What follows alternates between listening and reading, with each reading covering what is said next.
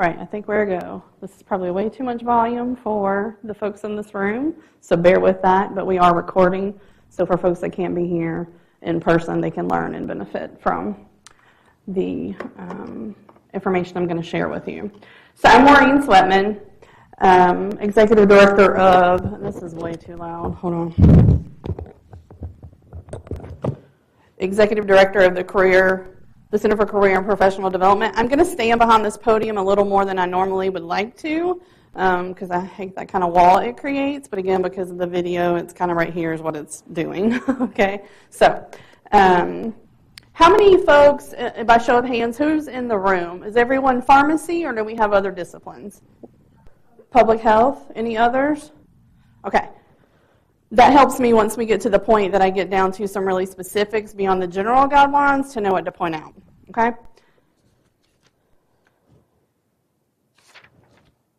All right, here we go. So we're going to go over the resources for folks that may not know that, or a reminder for those who've heard this spiel before. And then we're going to talk about resumes and CVs and the difference, and also a quick overview on cover letters because I get that question a lot, okay? Like I said, we're going to go over a lot of material in the hour together. I'm going to go a little quickly just so we can have time for Q&A at the end. But again, I am going to send you, if you log in as we've asked you to do, check in, I'll send you the information. And for those, for the recording, we will post it online as well. So the mission and vision here, I won't read this to you. What I want you to take away is that we are trying to equip and empower you to do this yourself. This isn't something someone can do for you. Managing your career is part of your job. And to note that once you're an alum, you still can take advantage of these resources. So 2 years, 5 years, whatever down the road, if you need support, we're still here to do that for you free of charge, which is a huge perk that lots of other schools don't do. So keep that in mind as you're going through your career. We do have a wealth of resources, and this is just some fun pictures to point that out because all the buzz right now is this future of work is upon us, right? And so again, we're trying to make sure that you are equipped for what's the future of work. And just a quick overview of our services and a fun little graphic.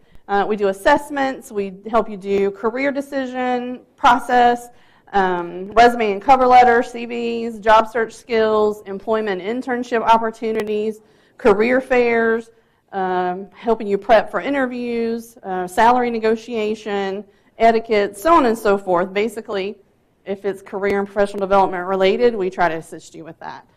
So we also do some customized work too, depending on the student or the school. The first thing we want to point out is our website. Career.mercer.edu. So for instance, this recording is going to be on that website. There's lots of materials, both under the Students tab that is pertinent to you when you're an alum, information there. But particularly this Resume and CV tab that you see here at the bottom, which is actually about midway down the page, but visually is at the bottom, is where all of this information lives. So don't be afraid to use that resource. All right, Handshake. By show of hands, everyone on Handshake? You're on Handshake?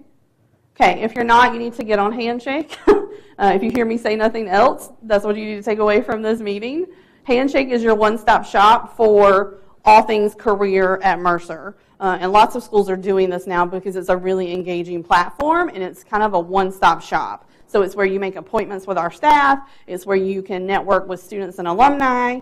It's where you can connect with employers. It's where you see our job postings, and it's a closed system and a global system. So that means it's internationally is the reach, but it's employers going in and saying, I want to be connected to Mercer students and Mercer alumni. I want them to see and apply for our jobs. So it's not just free for anyone out in the world. Okay. The other thing to point out, these logos show here at the bottom, in your Handshake account, just right under where you make the appointments in that drop down is something called resources. And in resources are several things, but here are three of the big ones. that are really helpful for you. Career Shift is another job board. We find it's a little more credible than some of the other ones out there that students like to use that end up being a waste of their time. And so this is also, we hear, helpful for folks that want to relocate because, again, it also has a global reach. And like LinkedIn helps you do some networking. It shows you who works there, are there any Mercer connections, that kind of thing. Big Interview is a platform where you can practice interviewing. Interviewing is not a natural way we communicate, and even if you think you're great at it, you really should practice. So make sure that you take advantage of that. It has short videos that give you tips, but it also lets you record yourself, and then you can share that recording with your career consultant or a professor or a friend to give some feedback and just to be able to see it yourself, because we often don't know how we come across non-verbally or in presentations. You already have a Handshake account. All you have to do is activate it using your Mercer credentials. So whatever you log in to all the other systems at Mercer, use the same credentials. You want to do that before you graduate, because once you graduate, you never have to request an account as an alum. But as a student, you already have one. The last resource to point out is JobScan. So we'll get into that more later, but just know that that's also in the resources section of Handshake. All right. So this picture is meant to convey the fact that your documents, CV, resume, whatever it may be in any given case, have to set you out from the competition, right? Because you might click online, apply, and that feels easy, but this is what's behind that apply sometimes, right? And you got to figure out how to stand out. And so that's part of our work, is helping you figure out how to do that. The first step in doing that, and for doing any of your documents, is to know what your target job is. Students will come to me and say, well, I'm open to anything. Well, that's really confusing to everyone, including yourself. So you've got to have a target job. It can't be so narrow and niche that there are no opportunities, but you really have to have honed in what you're looking for in terms of title, kinds of organization, and whatnot. That then helps you craft your documents and even cultivate and create your job search strategy, because you really need one, and winging it and just going as what pops up on Indeed is not a strategy for success. Resume versus CV.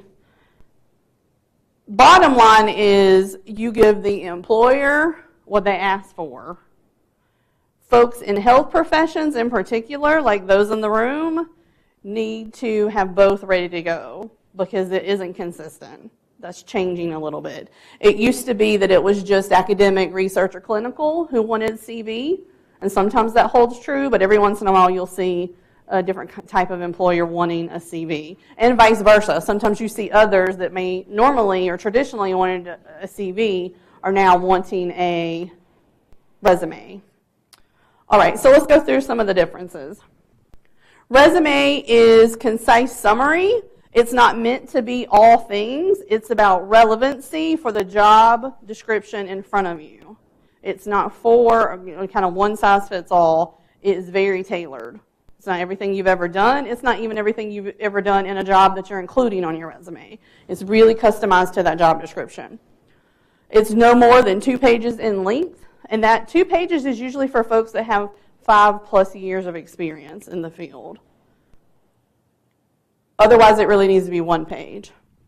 And as it says here, it's a broad, high-level story. It's not meant to be so in-depth, whereas a CV is more in-depth, more comprehensive.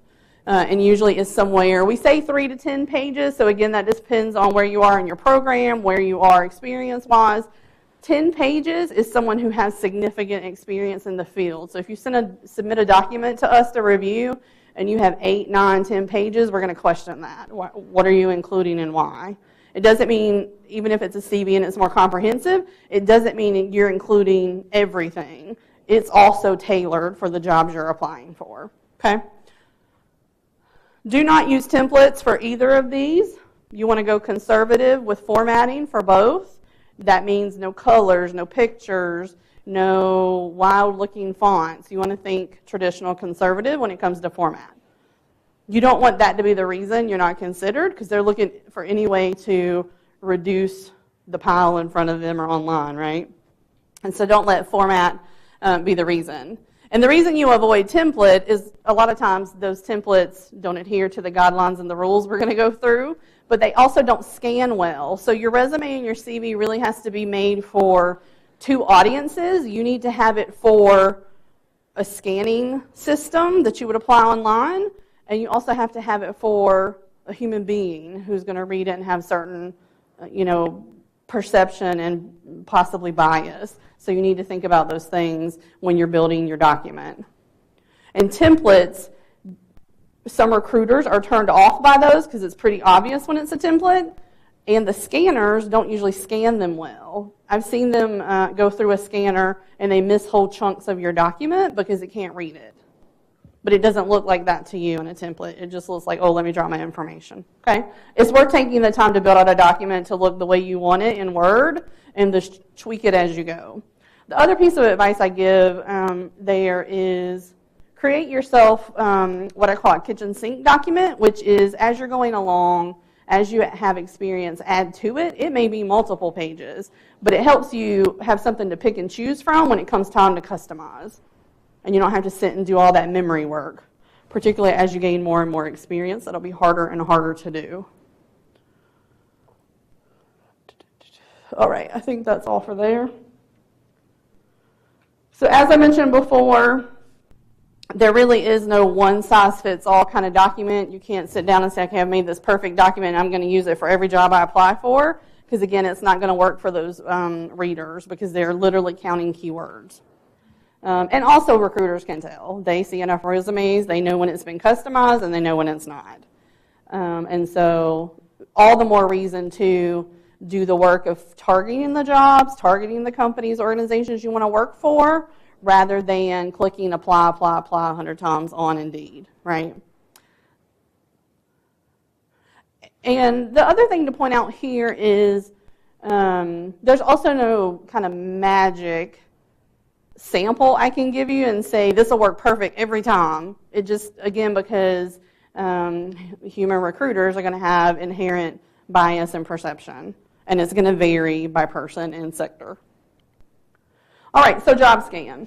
JobScan is a tool that will help you with that customization piece because our brains don't think like robots, right? We don't count keywords. We make meaning. We automatically translate, as you may think of it that way.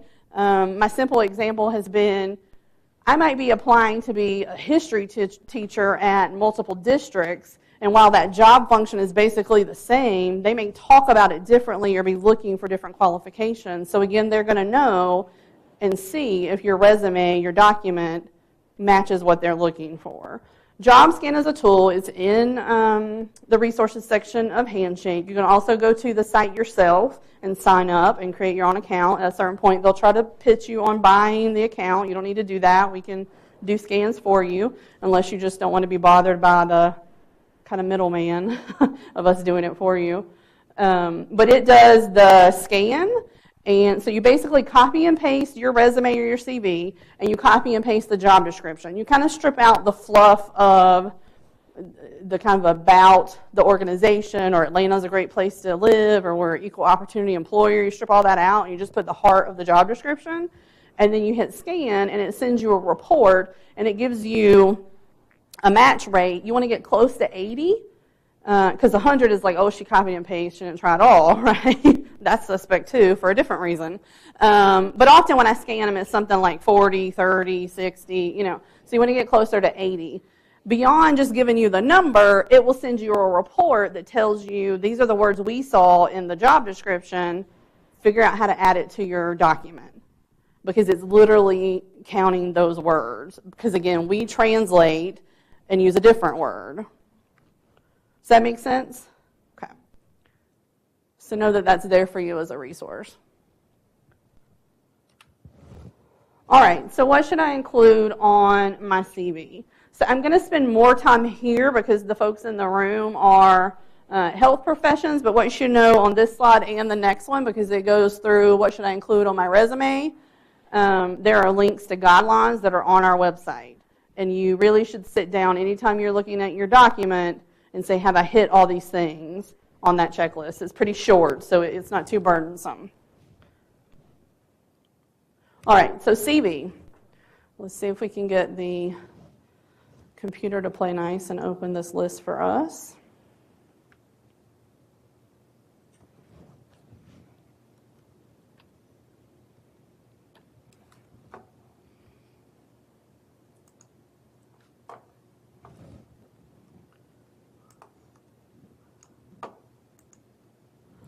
All right, so, and you see it says here, do this before you upload to Handshake, because if it's real obvious you haven't looked at this, you haven't applied these things, I'm going to send you a message that says, do this first, then resubmit it, okay?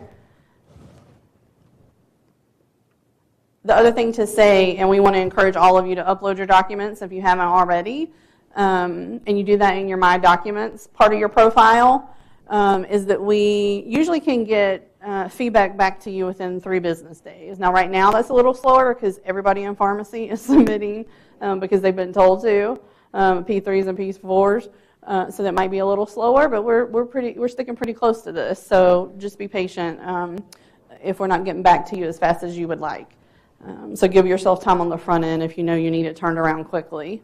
But that's not to say that you can't shoot me a message in Handshake and say, you know, I'm applying for XYZ, it just came up, can you give me some feedback? If I can, I will, okay? I'm usually the person that it comes to for this campus because I'm the career consultant for the Atlanta campus too, okay? So let's go through this. Consistency is critical for your document looking professional. So if one header is bold and underlined, all headers should be bold and underlined. If your dates are written a certain format, they should all be written that same format because I will see that mix. And again, recruiters will spot those things and they're like, well, if they can't be bothered to pay attention to these details, how are they going to show up at work, right? So make sure that you have done that. Alignment in particular, sometimes bullets look like this. Make sure you have your bullets lined up in the same place on the page. Same for the dates. Wherever you decide you want them, make sure they're all lined up and look clean and not kind of that zigzag effect. Don't use tables in your document. It's for the same reason that you wouldn't use a template. The scanners usually don't read tables. So do the work to figure out how to build it out without using a table. Let's see. Top of your document. I see lots of creative things in people's headers. First thing to know is it's only on your first page. The top of your document should have your name, your city and state, not your full address. Nobody needs to be able to Google your house.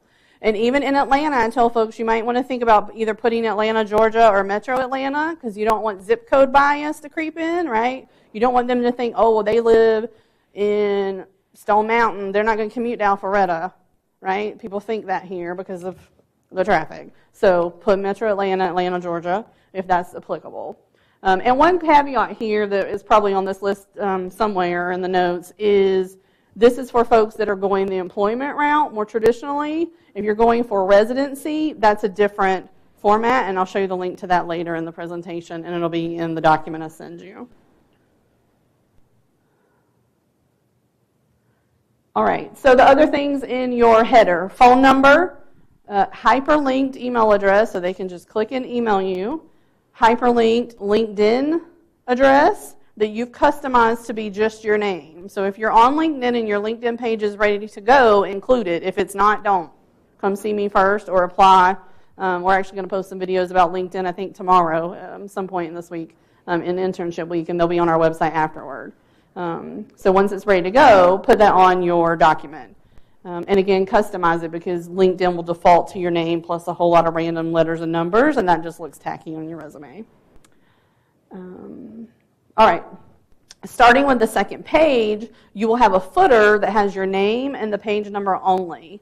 What's a common error here is the font will default to something different than what your document may be. So make sure the font matches. So again, it doesn't look off. You want to be consistent.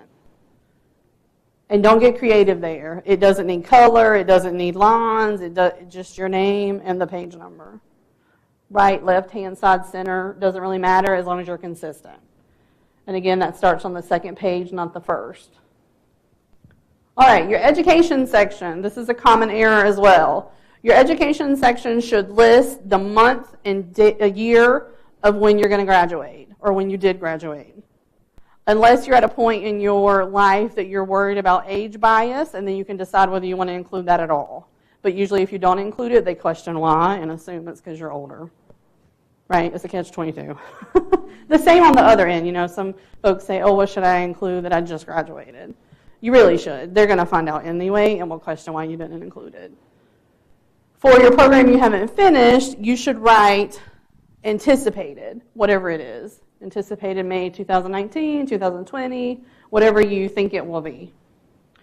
You don't include enrollment dates unless for some of you that had to do pre-program work. You can include that if you want to. You don't have to, but often for pharmacy in particular, you will see that they list where they did their pre-pharmacy coursework, and you could put those years of when you did that. Does that make sense? Okay.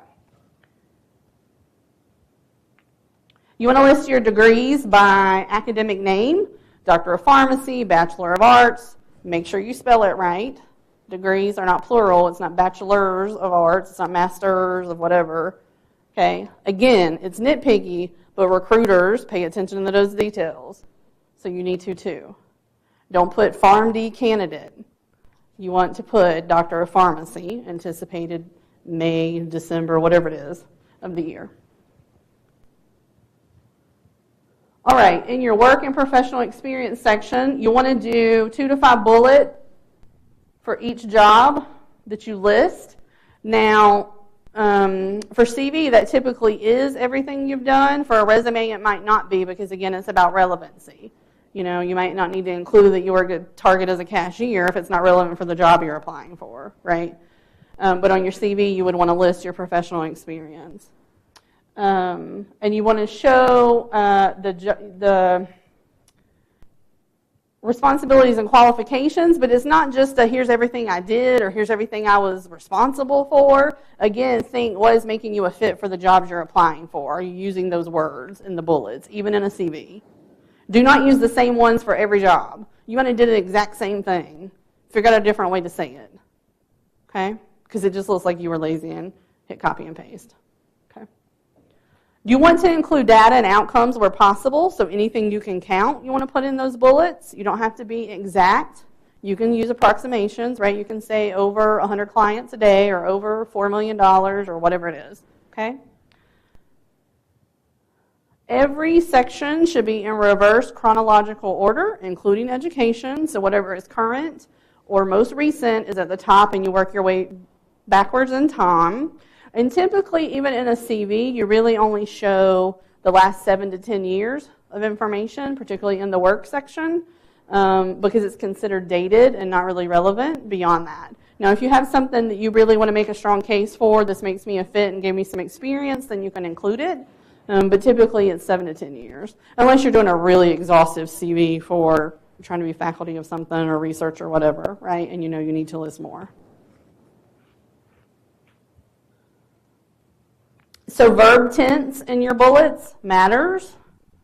Current experiences, and I say that because it might not always be in the job section. It might be your IPPEs or your APPEs or your internships or whatever it may be. Those still would have bullets to help map and show the fit for the job.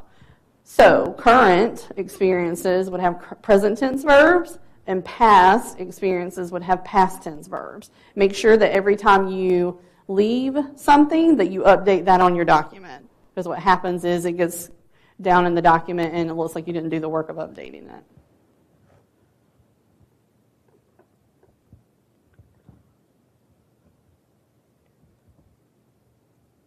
All right, so I just went over this, but just to explicitly say for folks in pharmacy that have IPPE, APPE, or even internships or what have you in other disciplines, make sure that you do those bullets because they won't necessarily understand what you learned or accomplished or the skills that you gain. So the bullets are just as important there, 2 to 5. And again, think what's relevant, not everything I did. And please, please, please, I don't think this is in the checklist, don't say responsible for. You want to start with strong action verb and use different one. Lots of people lead everything.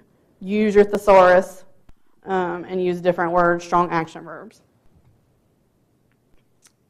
Avoid using academic semesters for your times. Employers outside of academia don't understand that. What does fall 2018 mean, right? So put the months and the years. Presentations, I get this one a lot too. So some of those people that have the 8-page CV and they're in their third, they're a P3, will list all the presentations they've done for classes and poster contests and what have you. Presentations are really for anything you've done outside the curriculum. At a conference, at an internship, an IPPE, something beyond a class presentation.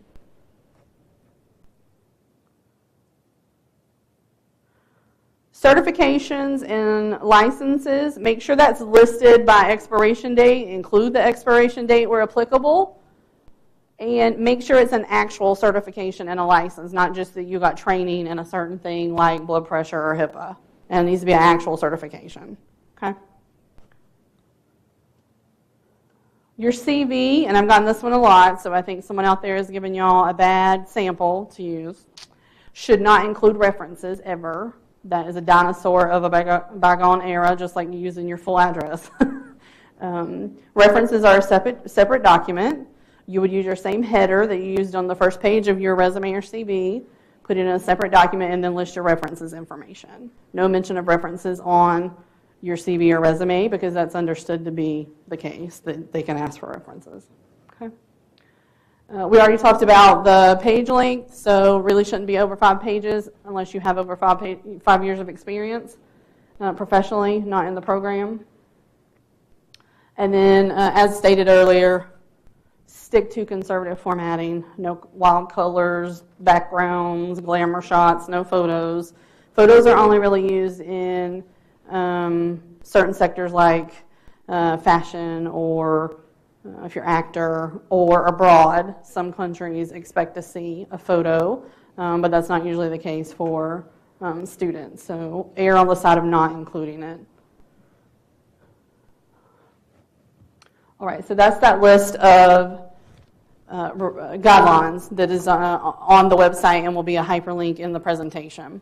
So let me switch back over here.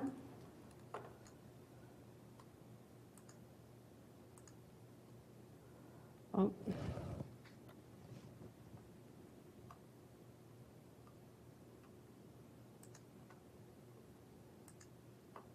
All right, so here's where we were. And we went through all these pieces. This goes into some things you could think about including. So awards, fellowships, internships, dissertations, publications, presentations. It doesn't mean you have to include all of this, but you can. Again, think about that length and what you would include and what demonstrates your fit. And then just a note here, service, membership in professional associations. That's usually different than volunteer experience, which is also different than service learning. So if you do service projects as part of your academic program, that's service learning, and that's usually a separate section. If you as an individual are doing volunteer work in the community in whatever capacity, that would be a separate section called volunteer experience, and you would list it similar to the way you would list your job experience.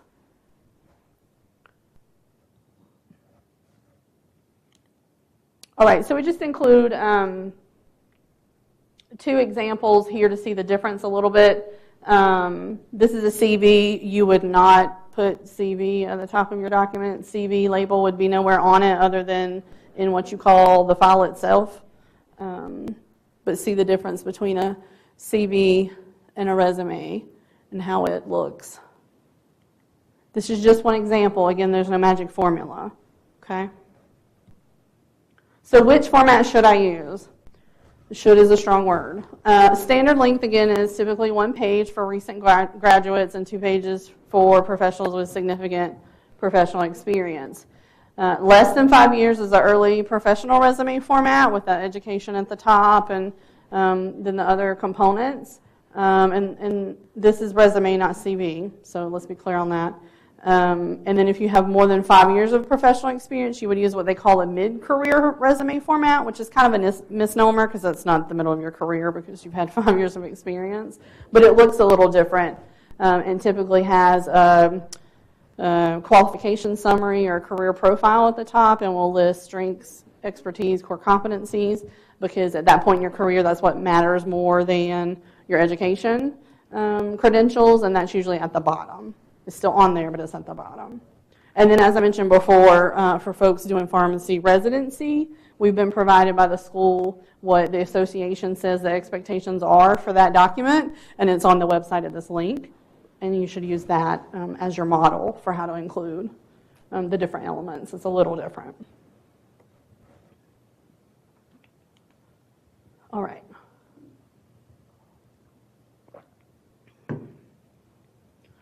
Cover letters. Before we shift to cover letters, any quick questions right here before we do Q&A at the end as well on resumes or CVs? If not, start to think. We're close to the Q&A. All right, so cover letters. Folks say, should I do it? It goes back to the principle of what the employer asks for, you give them. So you should be ready with it.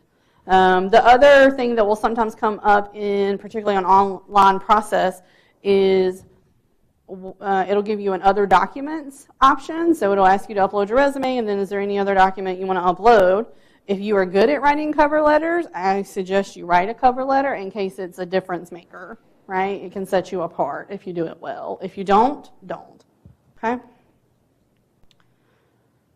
So the first thing to say is it's a formal professional letter. Lots of folks don't know what that means anymore, and that makes sense because it's not really how we communicate anymore. It's kind of the days of when you included your full address because they would write you a letter, right? And so there is a link down here that shows you how to format a cover letter. Do not use a template for the same reasons you wouldn't for the other documents. The recruiters can tell and the online systems can't read it. Right? Your header should match your resume and your CV. So just like I said for references, you would copy that header into a separate document. You want them to look like they go together. So almost like personal stationery, but not like the hokiness of that, right? Like it's not watermarked and on fancy paper, but it looks like it goes together. Because again, that's a really strong impression. It looks professional. It looks like you thought about it.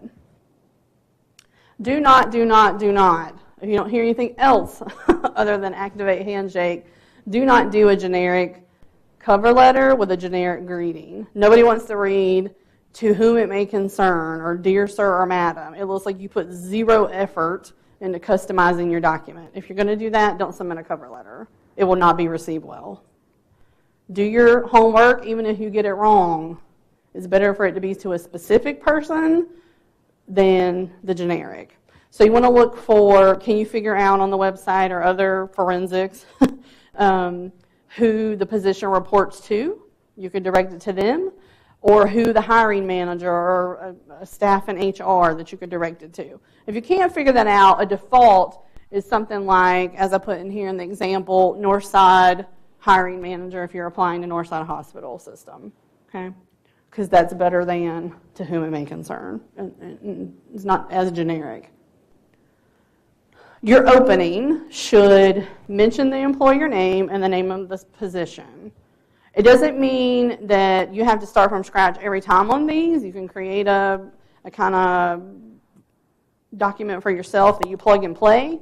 But you need to make sure that it's customized, that it has the title you're applying for and the employer name, okay? And then that opener is really kind of big picture, why you're excited. Do not start with, I'm writing to apply for, blah, blah, blah, blah, blah. Guess what? Everybody else says that too. It doesn't make you stand out, right? I'm excited to apply for the role of data analyst at Northside Hospital because I've always dreamed of being in whatever it is. Now, don't go too far personal like grandma kind of story, right?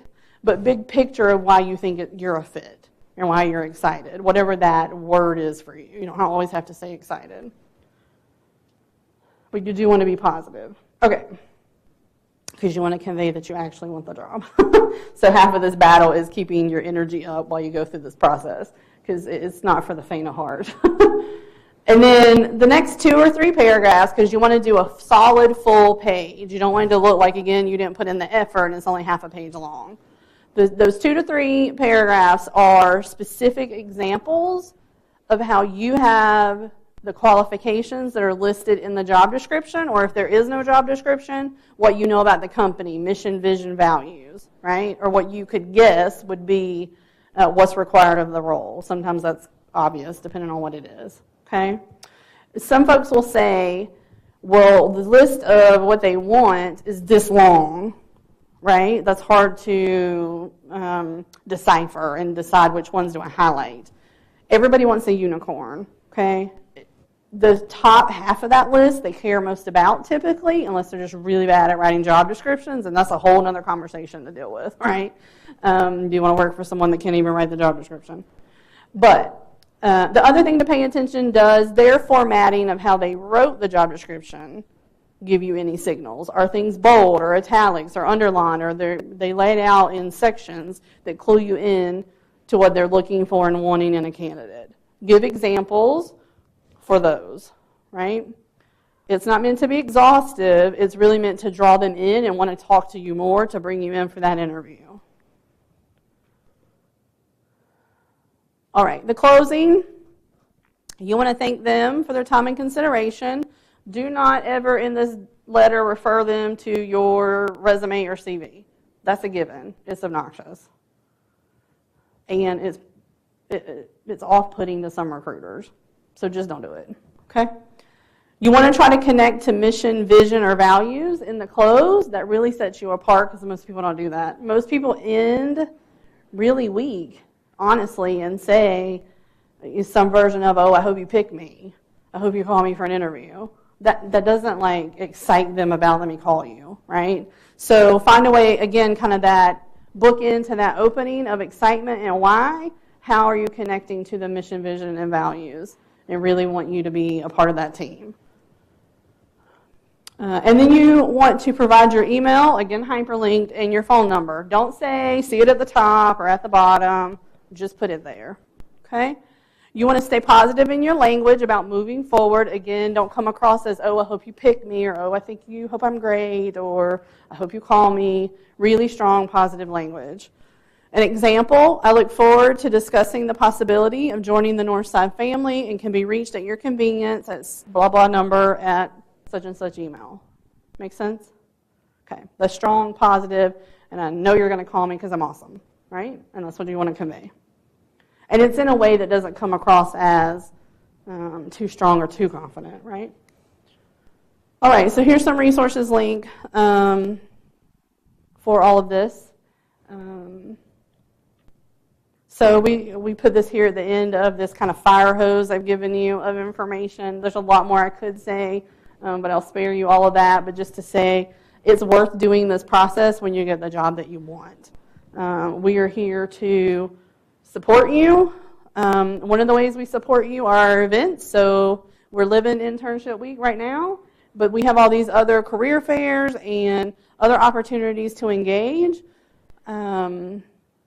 When in doubt, look at Handshake or the website. That's where everything is posted, because, again, we want to have a one-stop shop experience for you, so you know, okay, I have this question, here's where I go. I go to Handshake.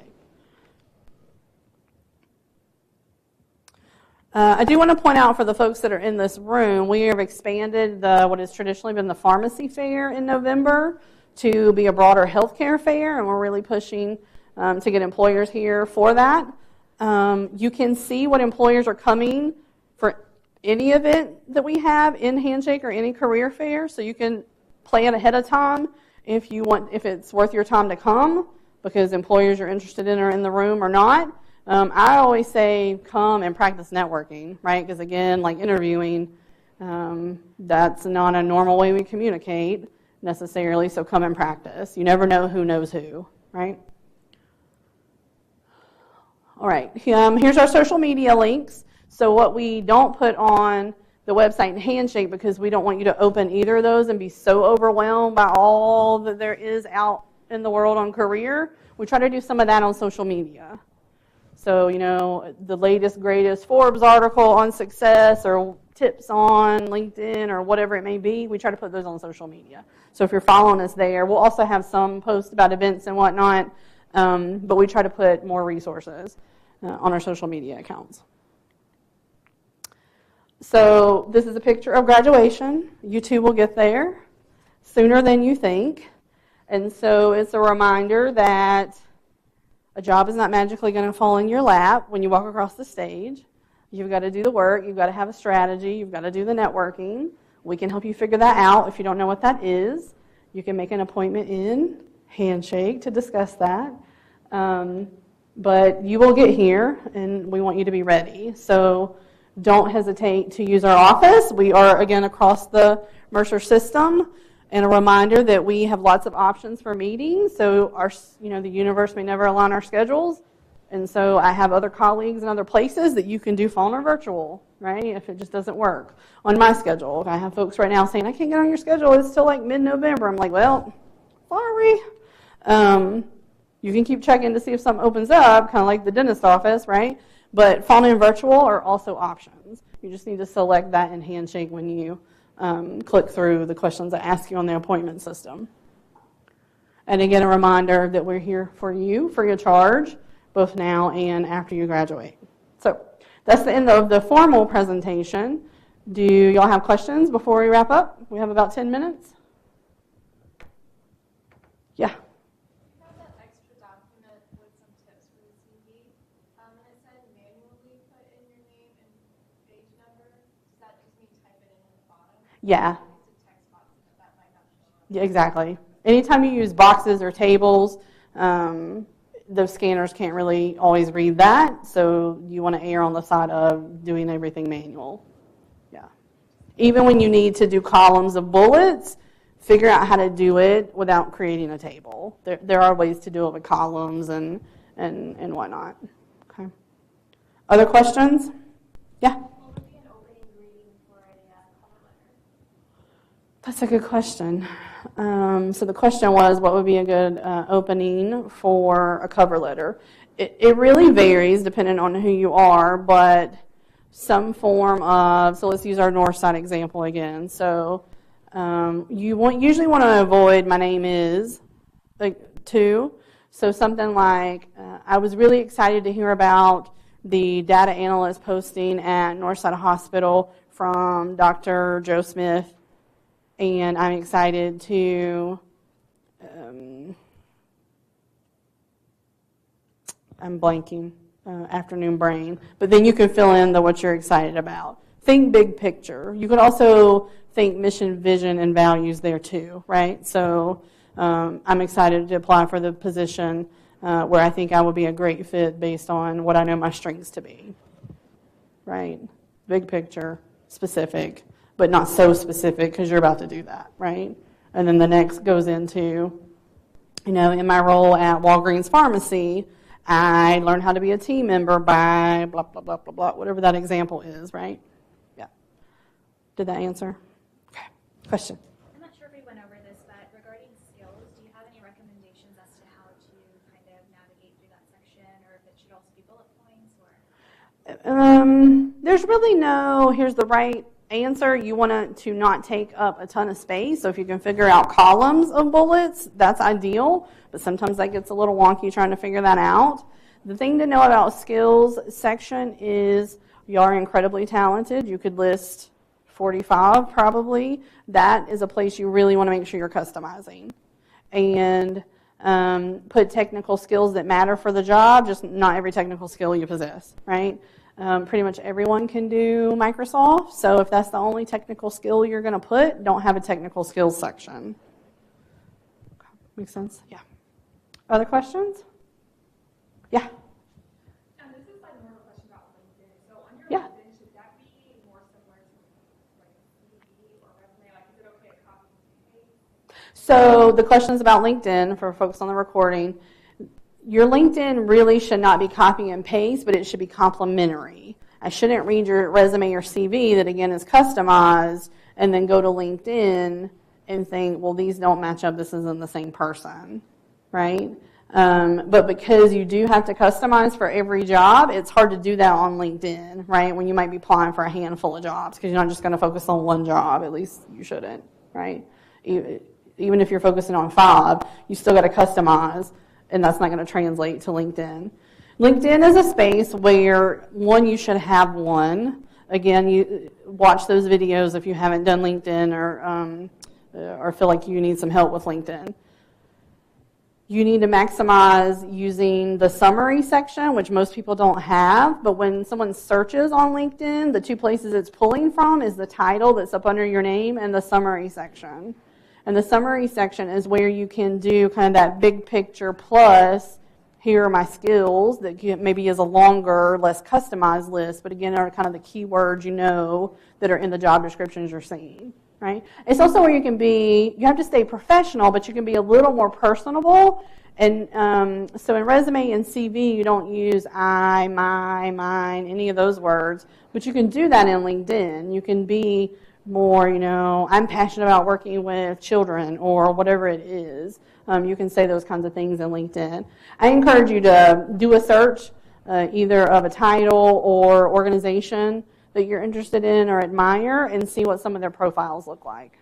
Mine's been vetted a whole bunch thanks to an MBA program way back when. It's not perfect because, again, there's not one magic formula, but you can look at mine as a sample too.